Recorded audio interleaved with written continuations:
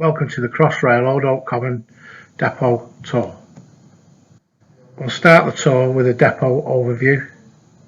Just a bit of site history. Following the reconstruction of Paddington Station and the introduction of larger locomotives, the Great Western Railway Company required a larger depot than the 1855 constructed Westbourne Park. Old Oak Common site overview. The depot was an influential part of Bombardier's Crossrail bid. Bombardier have invested circa 182 million on the depot build. The depot covers across 35 acres and it's been fully operational since the summer of 2018. The depot will ultimately service the Class 345 Crossrail fleet. The depot operates as a full maintenance facility, carrying out overnight, daily and scheduled maintenance activities to the fleet, which includes heavy maintenance and an overall programme. The facilities at Old Oak Common span across 9 maintenance roads, from a dedicated underfloor double-headed wheel lathe with dedicated shunting tug, a very unique heavy clean road with sole bar and roof gantry access for the full length of the vehicle. I have 2 preventative maintenance roads, M3 and M4, that enable me to carry out concurrent maintenance exams, and I have roof gantry access to both roads. I have corrective maintenance roads, M5 and M6, which allow condition-based and corrective maintenance activities. M7 and M8 are the component exchange with a bogie drop, and M9 the heavy lift with synchronised jacks. I have an extensive bogie workshop and storage area also in the depot. Connection to the permanent way and the stabling sidings. The depot has 4 connections with Network Rail: Depot Line 1 and Depot Line 2 for normal unperturbed operation, and a washer bypass line for perturbed working during congestion or track possessions. Back line for arrivals and departures to and from the west, and a fully signalled depot allowing 12 trains per hour on and off the depot. The stabling sidings is extensive. I have 6 wide servicing sidings that allow for light maintenance such as sand and screen wash replenishment, and 27 narrower roads which will allow for the daily interior cleaning. Key equipment across the site is 2 state-of-the-art carriage wash plants and 2 state-of-the-art automated visual inspection systems known within Bombardier's Avis. The Avis system measures and monitors pantograph wear, brake pad wear, brake disc wear, wheel profiling, wheel damage, video inspection system and axle end temperature monitoring. We also have a bogie drop, bogie turntables, synchronised lifting jacks and a tandem underfloor wheel lathe with its dedicated battery shunting tug. We have mobile sanding dispensing system, a depot protection system, monorail cranes across all roads, and a unique test track on site for the signalling of ETCS and TCSE, all within the depot confines. The Avis buildings constitute basically an MRI scanner for the train, where we can catch the wheel profile, brake disc, pad measurements, and a laser profile and visual inspection system that gives me a 360 visual of the train as it passes through.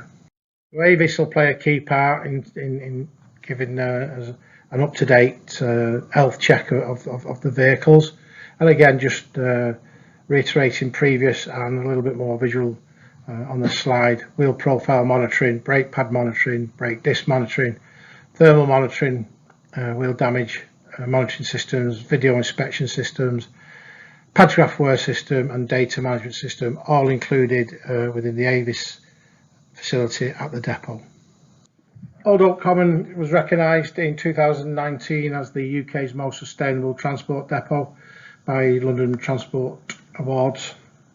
The depot as a distributed network operator, which the supply was demand reduced by 31%. It exceeded planning requirements. It reduced CO2 emissions by 33% and provides 30% of its renewable energy. We have a 30% reduction in thermal energy demand for heating through increased insulation and air tightness across the facility. We have photovoltaic cells on the roof. We have ground source heat pumps and geothermal piles for the underfloor heating, and we have a combined heat and power plant. So how do we use this renewable energy? The photovoltaic cells installed on the roof of the OMC converts light directly into electricity to provide 180 kVA of electricity. The ground source energy is 450 kilowatts of heating through ground source heat pumps, provides heating and cooling by passing a fluid through a constant 12 degrees C ground temperature that is designed to be maintained with seasonal heating and cooling cycles. The geothermic design provides an opportunity to use the ground as a thermal store, and a deep bore closed geothermic loop installed 150 meters deep into the aquifer. Here we have a couple of examples on construction. The underfloor heating coils that provides the underfloor heating in the facility, and the geothermal piping in the cages in the 250 energy piles and 50 boreholes, which was all part of the construction of Old Oak Common. Onto the project itself, Crossrail increased London's rail capacity by 10%. It'll have 24 hours per hour through the central section in each direction during peak hours, and an extra 1.5 million people will now within 45 minutes of central London. It's been Europe's largest construction project. There'll be 10 new stations, of which 9 is in the central section. The route's approximately 70 miles long, with 26 miles of new tunnels beneath London. The project overview continues with the review. The customer is Transport for London, the operator is MTR Crossrail, and clearly the Bombardier have the total service agreement with the maintenance, operations and engineering materials. Bombardier will build 70 new trains in the UK, brand new maintenance depot at Old Oak Common, and the project demands a 32-year contract. The preventive maintenance regime is based over an 105-day periodicity between the exams. We have modules broken down from M1 through to M12. The M12 scheduled for weekdays currently. We have a process improvement team in place, and the average hours now for an M exam on the 345 is less than 50 hours. We've achieved this by applying the Yamazumi methodology, which is basically a critical path of dead and live work that's proved very, very efficient for us. A Yamazumi is an efficient way of to view time and access to your methods, and it can break down tasks into the smallest of steps. It allows the user to view at a glance where the problems lie. As with any rail fleet, reliability and availability of performance is very important and is measured. We track it daily, catching the in-service issues that might be mitigated, and we create reports that supports that. Worst case best in respect of service effective failures, mileages over 28 days. It also covers key systems for failure, which is the DOO, CCTV, HMI and passenger doors. For those that don't know, an overview of the route is across London, between Shenfield in the east, through and under London, over to Reading in the west, breaking off for Abbeywood and Heathrow. A typical day at Old Oak Common includes corrective maintenance tasks, preventative exams, fleet checks, product introduction, which is a separate team to the depot team, and a modifications team, again, which is a separate team to the services team, although they are managed under my banner. We have a central operating system, the tunnel under London, 1 unit on scheduled test and 2 depot departures in an evening to supplement the testing. A typical team makeup is of 1 shift production manager, 1 team leader, 2 eye technicians and 5 maintenance technicians, supported in the main by 2 apprentices. Bombardier subscribes very, very heavily into the apprenticeship scheme. We run the rail engineering operative, our rail engineering technicians, apprenticeship standards. It either runs for between 18 months and a 3-year program. Rotations are 3 to 6 months around the different depots and locations, gaining experience across the patch. Technical mentor and regular reviews, support and development throughout the scheme. Attendance on block or day release to the Cornell College in Enfield, and then the specialist rail knowledge is supplied by NTAR in Northampton. Just to give you sort of a feel for apprentices throughout Bombardier, UK wide we currently have 160 apprentices. We have 108 entry talent, that means coming into the business. Services UK technicians, technical programme, we have 67, of which 47 are in London, 15 in Crewe and 5 in the Midlands. We have 41 apprentices manufacturing at Derby. We have 13 technical upskilling programmes in the Midlands. We have system engineering degree apprentices numbering 2, and management upskilling programme of 37, all within the Bombardier apprenticeship scheme in the UK. That was a quick overview of the depot and the project, and I'll see you in reception in a couple of minutes. Thank you. Hello, I'm Mark Coleman. Welcome to Worshipful Company, the UK's most sustainable transport depot. In the next 15 minutes I will take you on a virtual tour around the depot and its facilities. Every morning we start shift at 7:30 with the depot management team. At that meeting we discuss any safety topics live in the last 12-24 hours, and indeed any critical risks that will be affecting production at Worshipful Company today.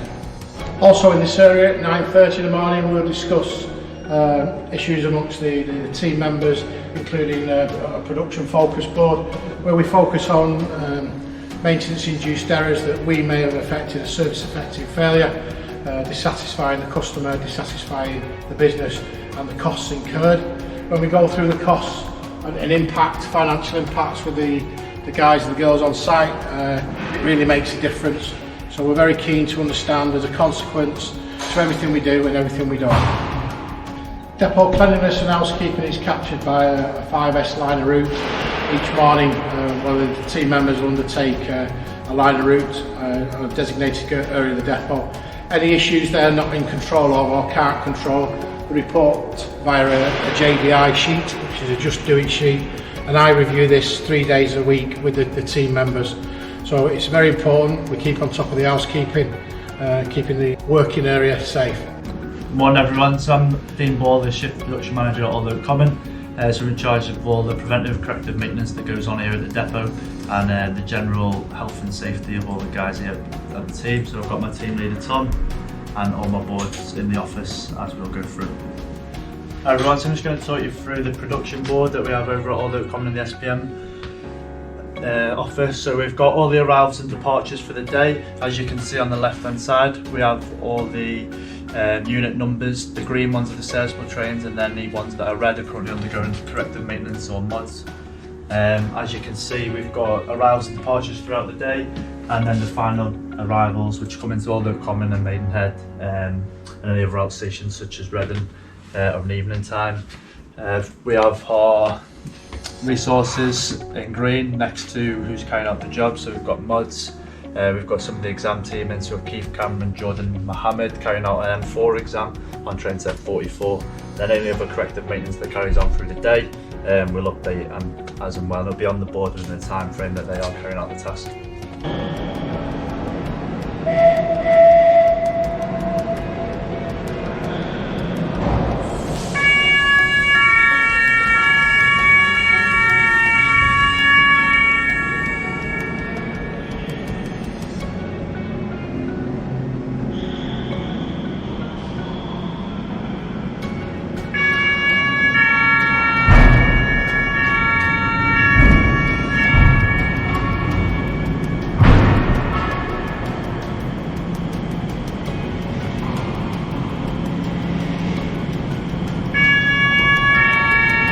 Those who use Maximo, if you can just stand on for 10 minutes, Maria will give us a 10-minute presentation on where we are with Maximo and the e-learning. Everybody else have a safe day. Thanks for your attendance.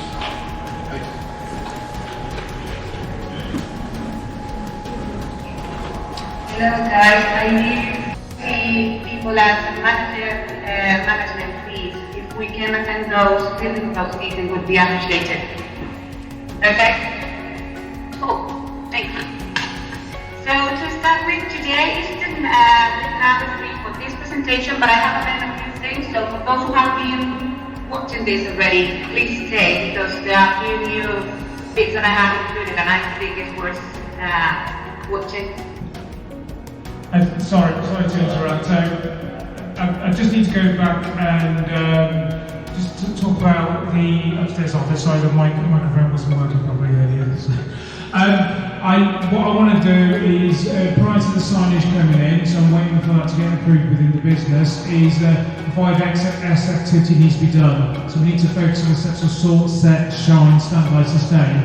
But obviously, as a team, we'll spend at least 1 hour just sorting the area out, because there's a lot of redundant items in there, there's potential trip hazards. So I'll come and tie up with you and see if we can maybe negotiate with the office colleague just to take an hour of their time out. So if we do it collectively, I think we'll get a lot more done and people will feel ownership rather than me and you doing it on ourselves. Okay, and the other thing is the line item 3 about multiple people. So the purchase order's gone out for the permanent arrows which will go in the corridors and externally. And the signage, so I've redone the site survey, so I'm going to feed that back to the supplier and they will start printing. As we discussed, obviously the floor markings, which are the 3M to be located externally, they won't be available in June because there's a huge worldwide demand on them at the moment. So 3M can't deliver till the end of this month, but the rest can be done prior to the end of the month. Right, thank you very much, Ross. Thank you very much. So with safety in mind and the protection of the train and the people working on the trains, we have each road has a governance board where I can have a walkout, anybody can have a walkout. We can see the guys deployed on the exam. And the locking device on this locking box, this is now protected. The train cannot be powered up without these keys being removed, and the DP as the final key removal. So we now know this train is safe to work on and the guys are safe working on it. This is 9 Road, M9 within the facility. This is my jacking road. I have a simultaneous lift where I can lift all 9 vehicles and I can lift single vehicles. I can lift a 9-car configuration, which we call a FLU, or a 7-car configuration, which we call an RLU. This is M8 and M7. On both these roads we have a bogie drop facility, bogie drop and major component facility, and a redundancy should we lose the jacks for any reason. We can still remove bogies and major components away from needing the jacks. And the redundancy for the jacks and this bogie drop is the bogie drop on 7 Road.